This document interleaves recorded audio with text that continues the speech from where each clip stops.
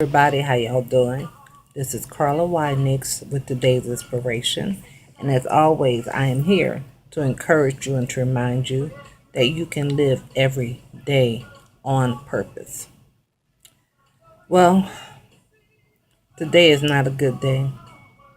Not that anything wrong or bad is going on with me, but the state of our nation right now is in an uproar, and it's just really, really bad. There were two more killings of innocent black men, one in Baton Rouge, and that hits home because I'm from New Orleans, and that's right around the corner from Baton Rouge, and I'm here in Mississippi now, and that's still a hop, skip, and a jump, and I have family in Baton Rouge, and just the fact that the police killed the innocent man, and it appears he was not. Okay, he had a gun on him, but he was not using a gun. It was in his pocket. He couldn't even reach for it because they had him slammed against the ground and against a car. He could not get it. And then yesterday, another man was killed in Minnesota for no reason. They stopped him for a busted taillight, which they said he really didn't have one, but they shot and killed him. And now, of course, my people, and I don't mind saying that, my people, my race of people, my sisters, my brothers,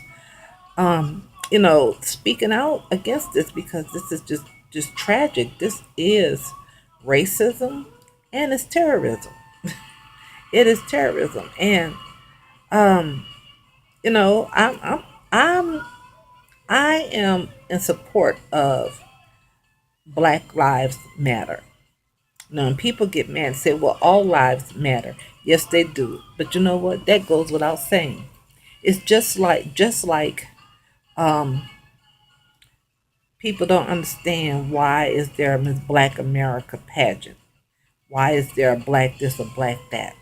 You know why? Because black has been ignored and you or not you but we've been treated as though we're second class, third class, fourth class, no class citizens. And it's just, we have to make our mark and we have to set aside things for us to do that's just normal mainstream stuff for everybody else. But we have not been seen that way. Um, but that, it's just, it hurts. And then people, white people, get mad when we get upset. But do you see why? Do you see? I mean, I don't know. I don't understand how it cannot be recognized that we are, disenfranchised. We are treated differently. We are treated more roughly. We are treated as though we are animals.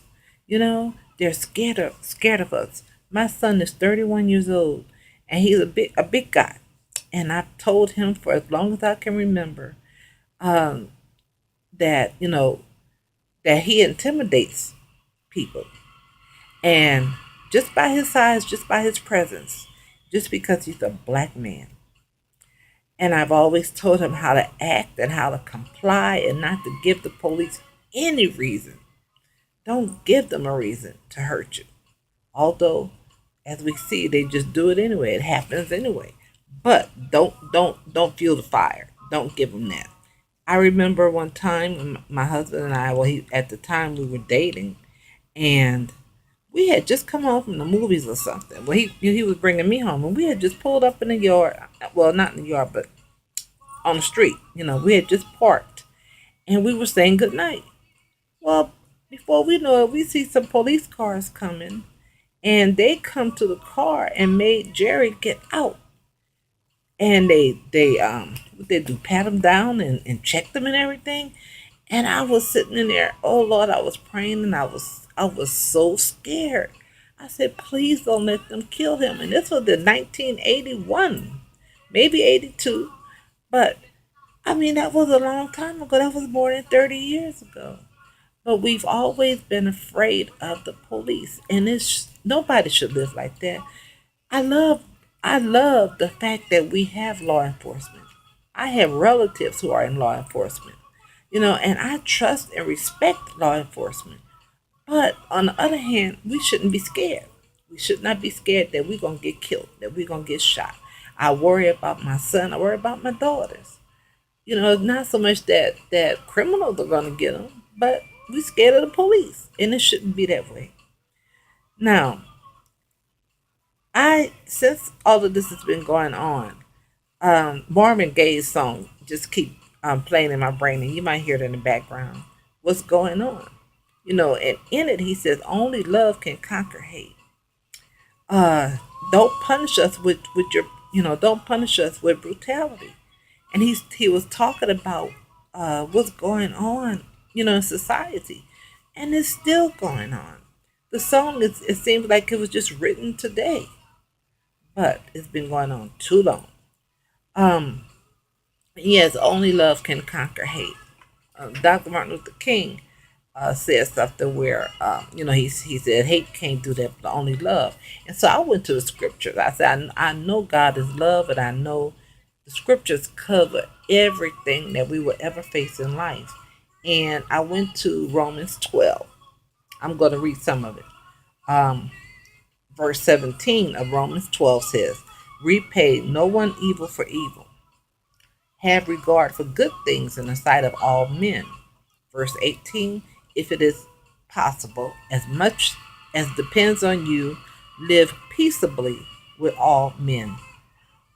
Verse 19 says, "Beloved, do not avenge yourselves, but rather give place to wrath, for it is written, Vengeance is mine, I will repay, says the Lord." And then I'm going to go down to verse 21, where it says, "Do not be overcome by evil, but overcome evil with good." That's the only way to overcome evil. We don't have to revenge. We don't have to get even. We don't have to get on the same level with those who are evil. We don't have to do it. Now, last night, overnight in Dallas, there was some protesting about the killings, but somebody took it upon themselves to start, ambushing. That's what CNN has, ambushing policemen. 11 of them were shot, 5 of them died. I don't condone that. You cannot fix anything by being violent. You cannot repay by doing the same thing. And the person, one of the people, said that they wanted to shoot white people and especially police. Now, I don't think this was part of the protest. I think these were people that were going to do something anyway, or they were just mad. And when this happened, they took advantage of it. You know, those protesters were not being violent, but these idiots were. They took that opportunity, and it's still it's more violence. It's more evil. So I'm angry. I'm just angry, and I'm sad, and I'm just really, yeah. What's going on? What's going on? I know what's going on. Evil is just rearing its head, and the devil is just walking around here with the Bible says, seeking to see whom he may devour. So we have to rise up. We have to wake up. We have to open our eyes, and we have to be diligent and vigilant, and we have to live the life that God has instilled in us. We need to live by the word.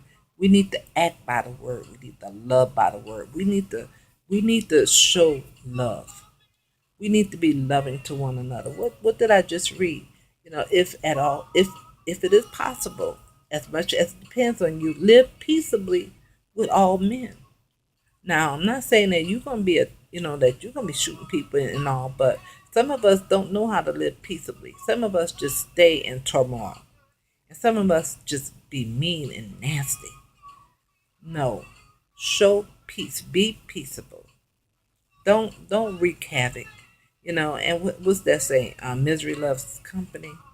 No, if you're miserable, you go to God and ask Him to give you peace and to, give you comfort. Don't drag other people down with you. Don't do that. God has blessed us with life. And God has instilled in us love. We are all capable of being loving one to another. We don't have to be hateful and cruel and mean and definitely not violent. We cannot take it upon ourselves to take anybody's life. And I understand with the police. I understand. I don't know how they could do it, and I couldn't be married to a policeman. I understand. They don't